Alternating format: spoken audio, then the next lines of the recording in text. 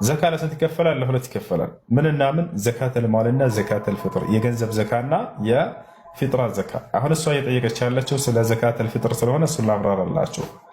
ዘካተል ፍጥር የሚባለው ረመዳንን ጨርሳችሁ መጨረሻ ላይ ለድሃዎች የሚሰጥ የሆነ የዘካ አይነት ነው። ነቢያችን ሰለላሁ ዐለይሂ ወሰለም በዚህ ላይ ሲናገሩ አብዱላህ ብን መስዑድ እንደተናገረው እንዳስተላለፈው فرض رسول الله صلى الله عليه وسلم زكاة الفطر على الرجال والنساء والصغير والكبير والعبد والأمة صاعا من تمر أو صاعا من شعير أو صاعا من بر وأمر أن تؤدى قبل خروج الناس لصلاة العيد.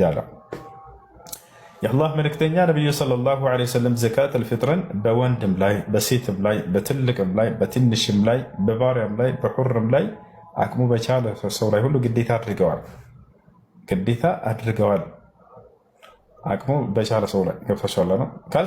ካልቻለ ምንም የለበትም። እስላም ይሄ ነው። በቃ አቅምህ ካለ ትሰጣለህ፣ ካልቻልክ የለብህም። እያለህ ካልሆነ ከሌለ የለህም ብሏል ቃሉ። እና ቀጥለው ሲናገሩ ምን አሉ? የሚሰጠው ምን ያክል መጠን እንደሆነ ከስንዴ ወይንም ከገብስ ወይንም ከቴምር አንዳንድ ጣሳ ይላል ሐዲሱ ላይ።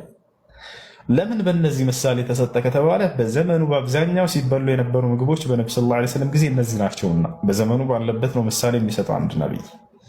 አሁን ላይ ስንዴና ገብስ ብትሰጠው ይበላልሃል ድሃው ህዝብ? ላ ይበላ። አሁን ለፈረስ ሆነዋል በአብዛኛው። በሌሎች ቦታዎች ላይ ሊበሉ ይችላሉ።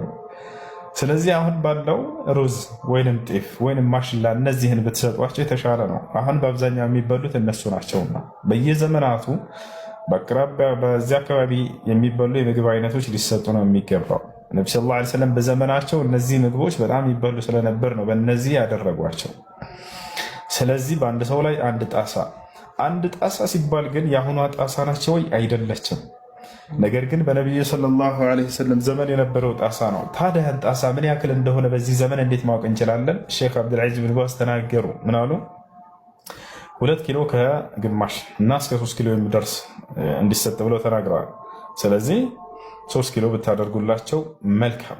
3 ኪሎ ብታደርጉላቸው መልካም። በአንድ ሰው ላይ 3 ኪሎ ማለት ነው። 3 ኪሎ ሩዝ። መቼ ነው ይሄ የሚሰጠው ከተባለ ሰዎች ለዒድ ሶላት ከመውጣታቸው በፊት ቀድማቸው ስጧቸው አሉ ነቢ ሰለላሁ ዐለይሂ ወሰለም። የኢስላምን ታላቅ እዝነት እዚህ ጋር ትረዳላቸው። ዓላማው ምንድነው? ዘካተል ፊጥር ነቢ ሰለላሁ ዐለይሂ ወሰለም በሌላ ሐዲስ ላይ ጡዕመተን ሊልመሳኪን ወጡህረተን ሊሷኢም አሉ። ዘካተል ፊጥር የተደነገገበትን ምክንያት ሲናገሩ ለድሃዎች ምግብ ሲሆን አሉ። ለድሃዎች ምግብ ሲሆን፣ ለጾመኛው ሰው ደግሞ ንጻት ሲሆን፣ መንጻት ሲሆን፣ ያ ማለት በጾማችሁ ላይ ጉድለት ካለባችሁ ያንን ያካክስላቸዋል ይሄ ዘካ። ስለዚህ ድሃዎች የበዓል ቀን ከመውጣታቸው በፊት ለሶላት ስጧቸው አሉ ነቢ ሰለላሁ ዐለይሂ ወሰለም። ዘካተል ፊጥር ብዙ ሰው የዒድ ሶላት ሰግዶ ከጨረሰ በኋላ ይሄድና ይሰጣል። ላ ያ የዘካተል ፊጥር አይባልም። ይሄ እንደ ማንኛውም ኖርማል ሰደቃ ነው፣ አይቻልም። ከዛ በኋላ ዘካተል ፊጥር አይባልም። ዘካተል ፊጥር የሚሰጠው የዒድ ሶላት ከመግባቱ በፊት ቀድሞ ነው። እንዳውም ሼክ ኢብኑ ዑሰይሚን ከ28ኛው ቀን ወይ ከ27ኛው ቀን ጀምራችሁ እስከ ዒድ ሶላት ድረስ ባለው ጊዜ ነው መስጠት ያለባቸው ብለው ተናግረዋል። ቀድመው ይሰጣሉ። ዓላማው ምንድን ነው?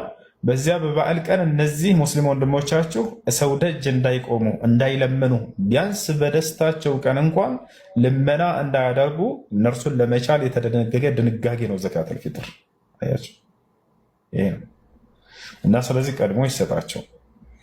እሺ የመስጠት ኃላፊነት ያለበት ማን ነው ከተባለ አባት ነው።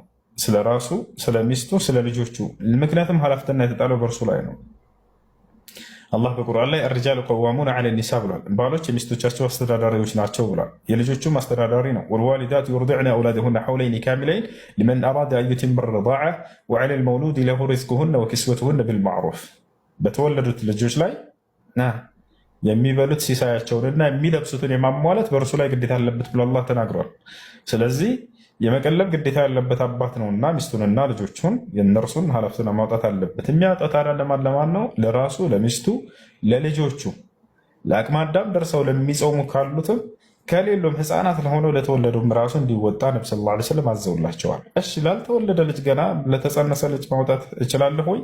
ግዴታ አይደለም፣ ግን ማውጣት ትችላላችሁ። ዑስማን ብን ዓፋን የነቢ ሰለላሁ ዐለይሂ ወሰለም ሰሓባ፣ የነቢ ሰለላሁ ዐለይሂ ወሰለም ኸሊፋ፣ እርሱ ለተረገዘ ልጅ ያወጣ ነበር። ስለዚህ ብታወጡ መልካም፣ ባታወጡ ግን ግዴታ ያለባቸውን በርሱ ላይ ነቢ ሰለላሁ ዐለይሂ ወሰለም ለህፃናት ልጆቻቸው አሉ እንጂ ለተረገዘ ልጅ አላሉ። ይሄ ነው እና ስለዚህ ይህን ይመስላል። ሌላ ምን ቀረ? የት ነው ማውጣት ያለብን ወደሚለው ስንመጣ ጊዜ በጾማችሁበት አካባቢ ለሚገኙ ምስኪኖች ነው ማውጣት ያለባቸው። ኢትዮጵያ ከሆነ የጾምኮ ኢትዮጵያ፣ ኬንያ የሆነ ከጾምኮ ኬንያ ላሉ ምስኪኖች ለእነዚያ ማን አላቸው? በዚያ አካባቢ እናንተ ለሌላ ሀገር እንልካለን ካላቸው በዚያ አካባቢ ያለ ምስኪን ለምኖ ሊውል ነው ማለት ነው። አያቸው አይደለ? ለምኖ ሊውል ነው። ስለዚህ ምንድነው የምታደርጉት? በዚያው አካባቢ ይላሉ። ነገር ግን ባላችሁበት አካባቢ የማያስፈልጋቸው ከሆኑስ፣ ሁሉም የተብቃቃ ከሆነስ፣ ለምሳሌ አረብ ሀገር ወይንም ነጮች ሀገር ሊሆን ይችላል። በዛ አካባቢ እንደዛ ከሆነ አገራችሁ ላይ ማሰጠት ትችላላችሁ። ታችኋል። አገራችሁ ላይ ማሰጠት ትችላላችሁ ልካችሁ። ምክንያቱም ሰደቃ የሚገባው ለማን ነው? ለድሃዎች ነው። በዚህ አካባቢ ድሃ ከሌለ በአቅራቢያችሁ ወደ ሌላ ሀገር ማስተላለፍ ይቻላል። እሺ ምን ቀረ አሁን? በብር መስጠት ይቻላል ወይንስ በእህል ነው መስጠት የሚቻለው? ነቢ ሰለላሁ ዐለይሂ ወሰለም ቃል በቃል በእህል ነው ያሉት። አንዲት ቦታ ላይ በብር አላሉ። እሺ ባለንበት ሀገር ላይ በነጮች ሀገር ላይ የምንኖር ወይንም አረብ ሀገር ላይ የምንኖር ሰዎች ገንዘባችንን አሰባስበን ለአንድ አካል ውክልና ሰተነው ያ አካል ሰተነው ገንዘቡን ሰብስቦ የሁላችንንም ከዚያ እህል ገዝቶ ለድሃዎች እንዲሰጥ ማድረግ ይቻላል ወይ? ይቻላል። ገንዘቡ ግን ለድሃዎች እንዲሰጥ ማድረግ ይህ አልተደነገገም። እህል ገዝታቸው ስጧቸው ስላሉ ነቢ ሰለላሁ ዐለይሂ ወሰለም። በእርግጥ ሐነፊዮች ችግር የለውም ይቻላል የሚል አቋም ያላቸው፣ ነገር ግን ማስረጃ የለውም። ማስረጃው ቃል በቃል ነቢ ሰለላሁ ዐለይሂ ወሰለም የተናገሩት አለዚ ذهب إليه جمهور العلماء منهم الحنابلة والشافعية والمالكية أنه لا يعطى إلا بالطعام በምግብ እንጂ በሌላ አይሰጥም። وليس بالنقود أو المال። ይህን ይመስላል። እሺ